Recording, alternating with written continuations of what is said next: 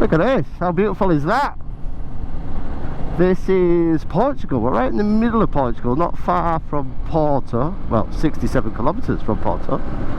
We're with Yamaha. We're testing the new Tracer 7 Standard and Tracer 7 GT. So the GT, gold forks and panniers, that's the one in front of me and the one I'm on. And then we'll jump on the Tracer later on. We're going to flip between the two bikes. They both share the same CP2 engine, which is, you know, the MTO 7 engine that was updated this year. That gives us ride-by-wire fueling, it gives us multiple rider modes, gives us traction control. Forks are now upside down, they're no longer conventional. That gives us radial brakes, new looks, new headlight, new clocks, new switchgear. The bike is actually made in France and designed in Milano in Italy, which is quite interesting. So it's like a partnership between Yamaha Japan and Yamaha Europe. Chassis is completely new. The frame is similar to the MTO 7, but it's a little bit stronger, a little bit more rigid, depending if you're on the GT or the Tracer. GT can carry more payload, like pillion and luggage, so it's a little bit different, a little bit stronger, a little bit more rigid. Swinging arm is longer. Adjustment, I've got remote preload and rebound on the back, and rebound preload on the front. The Tracer has the same, but there's no remote preload. There's a lot going on. Same power, same torque, but the torque curves are really different. Sounds nice, it's really smooth.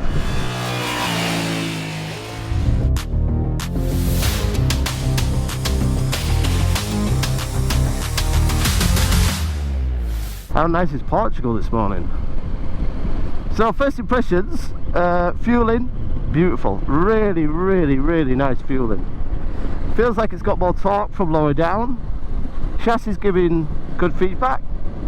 I got Michelin quality rubber. Switchgear is this new kind of switchgear from Yamaha. It's got this odd kind of indicator switchgear, so if you give it a quick dab, it'll just do the indicator 3 times. So like if you're on a motorway, a longer dab will keep the indicator on and it's self-cancelling. Screen is adjustable manually, but it's got a real nice flow and balance to it. I'm on the GT and it's a bit strange because in the presentation they use the word rigidity quite a lot. And when you make a bike rigid and you lengthen the wheelbase, it slows the steering and in theory gives less feel. But the feel is actually quite nice. I can feel what the tyres are doing. I trust the tyres, I can trust the grip. Brakes feel strong, forks feel good. There's a lot of positives here. Dare I say, on first impressions, it's a lot better than I thought it was going to be.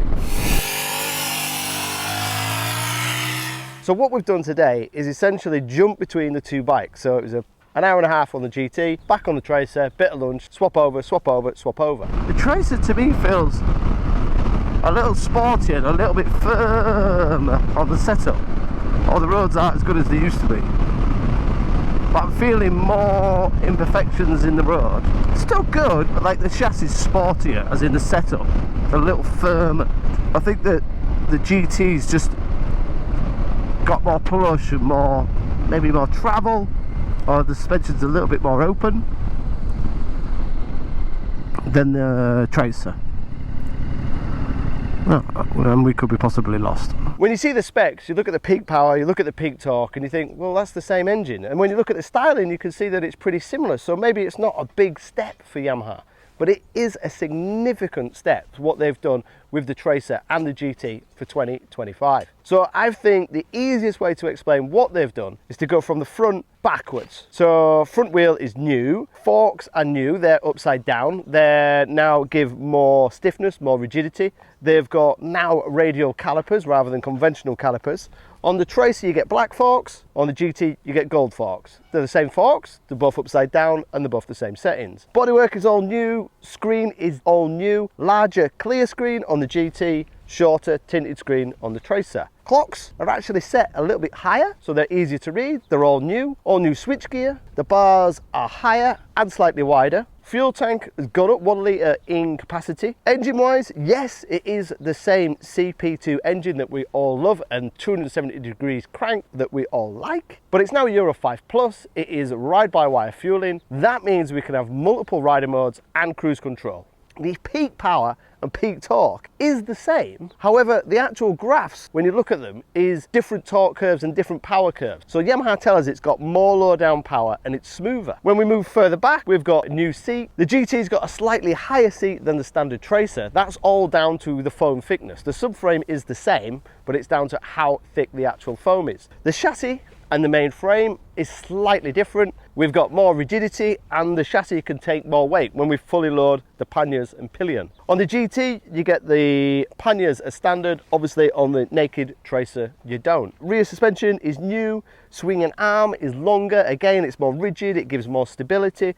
You have remote preload on the GT, standard preload on the Tracer. You have rebound suspension on the front on both, rebound suspension on the rear on both, preload on the front on both. When you look at the specs, you think it's just a Tracer with a bit of a facelift, but it's definitely not. I started off on the GT and straight away I was really impressed by the fueling. And the fueling is really good. It's really, really soft, really manageable, really controlled, really friendly. It doesn't matter if you're in either mode.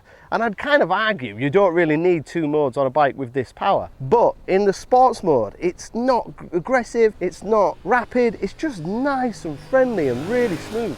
Around town, it's so docile, you're just gentle on the throttle, and it's so easy to ride at a low speed. The second thing that I really noticed on the GT was the suspension and the feedback that I was getting of this new Michelin rubber. I think maybe 5 to 8 years ago with the first Tracers and first Yamahas, the suspension was, I wouldn't say crude, but I think Yamaha maybe saved a little bit of money when it came to the suspension, but it doesn't feel that on the new Tracer GT. In the presentation last night, Yamaha were really keen to point out that they've improved rigidity and they've stretched the wheelbase and it's a bit more secure and a little bit heavier. And usually when you improve rigidity, you lose flex and you lose feel and you don't have that one-to-one connection. But I felt really secure and really planted with a GT. And then when we got up into the hills here in mid-Portugal, the roads are far from perfect. They're not very good at all.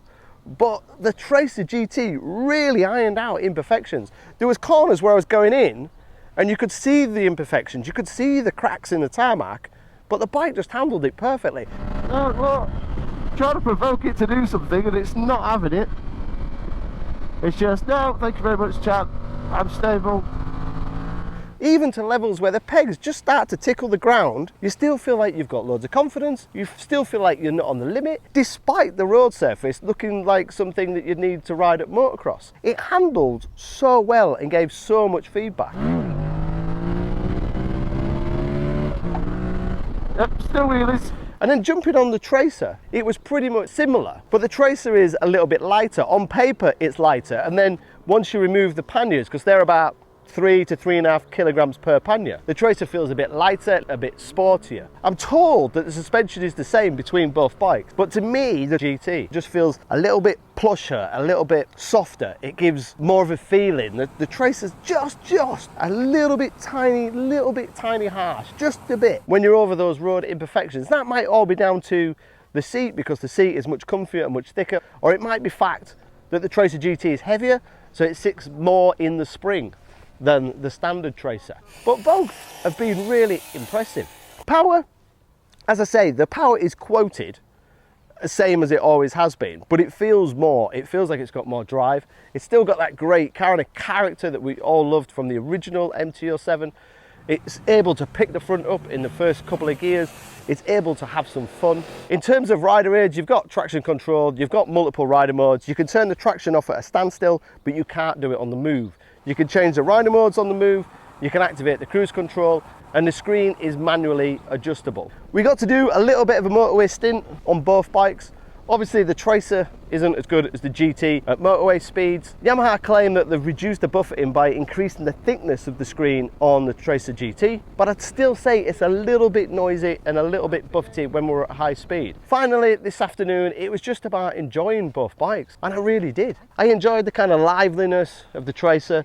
I enjoy the fact you can just pop wheelies and just have some fun. In terms of prices in the UK, the Tracer starts at £8,804 and the GT is £10,104, or 95 on PCP and 115 on PCP.